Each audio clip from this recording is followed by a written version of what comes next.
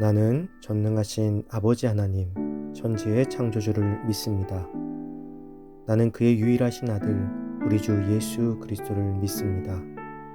그는 성령으로 잉태되어 동정녀 마리아에게서 나시고 본디오 빌라도에게 고난을 받아 십자가에 못 박혀 죽으시고 장사된 지 사흘 만에 죽은 자 가운데서 다시 살아나셨으며 하늘에 오르시어 전능하신 아버지 하나님 우편에 앉아 계시다가 거기로부터 살아있는 자와 죽은 자를 심판하러 오십니다.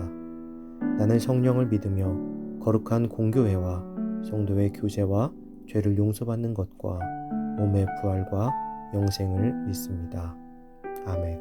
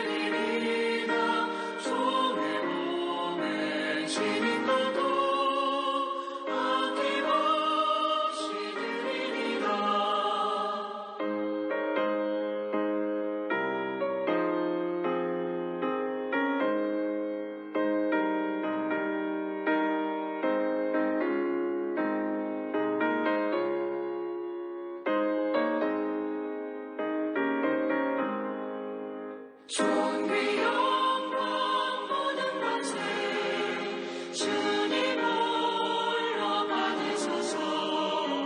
멸시전대 십자가는 제가 지고 가오리다. 이름 없이 빛도 없이 감사하며 섬기리라. 이름 없이 감사하며 섬기리라. 아멘.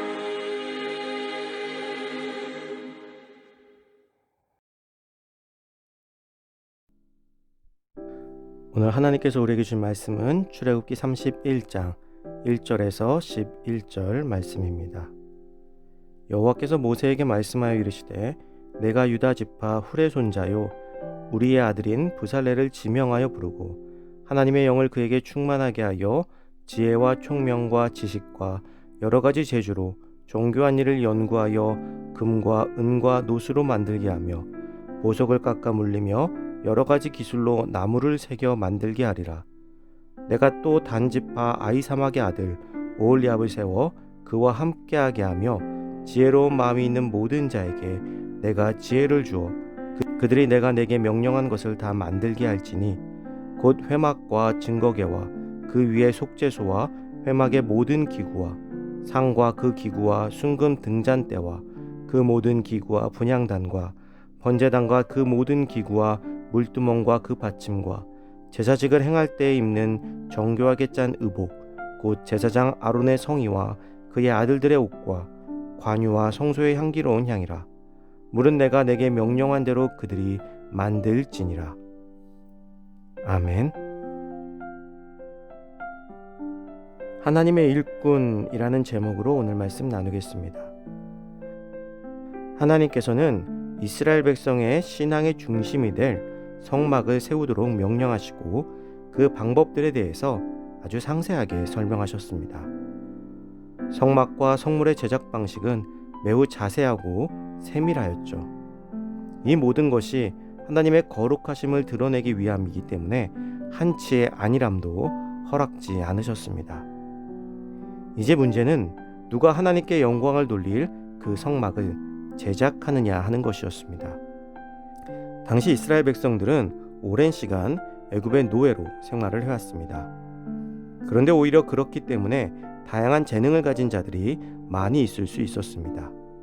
천막을 제조하는 기술, 옷감을 짜는 기술, 그 옷감에 염색하는 기술 등 당시의 초강대국이었던 애굽에서 이런 일들을 배울 수 있었던 것이죠. 만약에 여전히 이스라엘이 애굽의 노예가 아닌 유목민의 삶만을 살아왔다면 결코 가질 수 없는 기술들이었을 것입니다. 오히려 400년간의 노예 생활은 당시의 최신 기술을 다양하게 배우는 기회가 되었던 것입니다. 하나님은 이들 가운데 특별히 하나님의 거룩하신 성막을 제작하기에 합당한 자를 택하셔서 귀한 직임을 맡기셨습니다.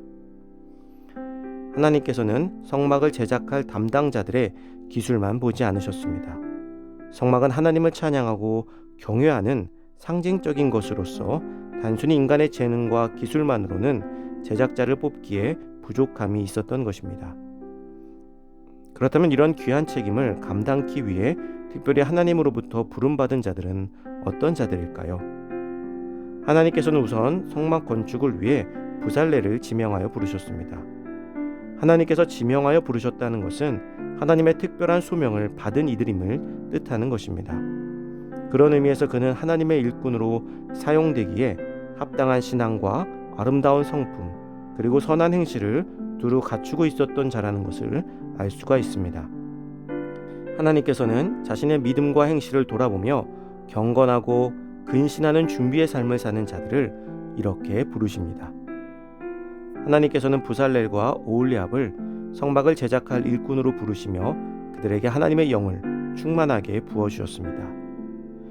그래야 이들이 성막 제작에 필요한 지혜와 지식 그리고 재능과 그 기술을 갖게 하셨습니다.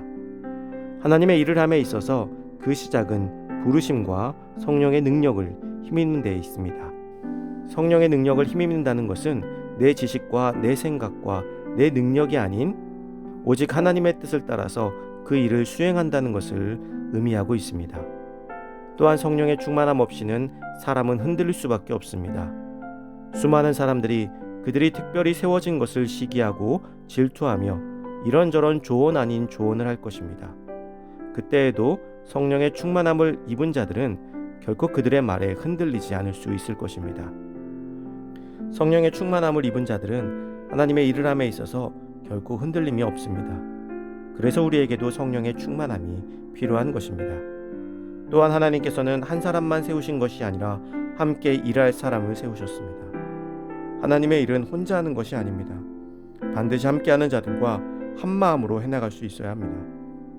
하나님께서 다양한 은사를 주시는 이유도 서로 다른 사람들이 성령으로 하나 되어 하나님의 일을 감당해 나가기를 바라시는 하나님의 뜻이 담겨 있는 것입니다. 그리고 마지막으로 가장 중요한 것은 순종하는 사람이어야 합니다. 처음으로 이스라엘의 성막을 세우는 일입니다. 누구도 해본 적 없는 일을 해야 하는 것이죠. 여기에는 하나님의 말씀에 완전한 순종이 필요합니다. 순종 없이 세우는 성막은 하나님의 성막이 아닌 사람의 집이 되고 말 것이기 때문입니다. 사랑하는 성도 여러분, 우리는 모두 하나님의 일꾼으로 부름을 받았습니다. 그렇다면 우리는 우선 성령의 충만함을 사모해야 할 것입니다. 그리고 그 충만함 안에서 성도 간에 서로를 존중하며 하나님의 말씀에 순종하며 교회를 세워나가야 할 것입니다. 오늘 우리를 부르시는 주님 앞에 부살렐과 오홀리압처럼 아름다운 주님의 성막을 세우며 나아가는 저와 여러분들이 되시기를 주님의 이름으로 축원합니다.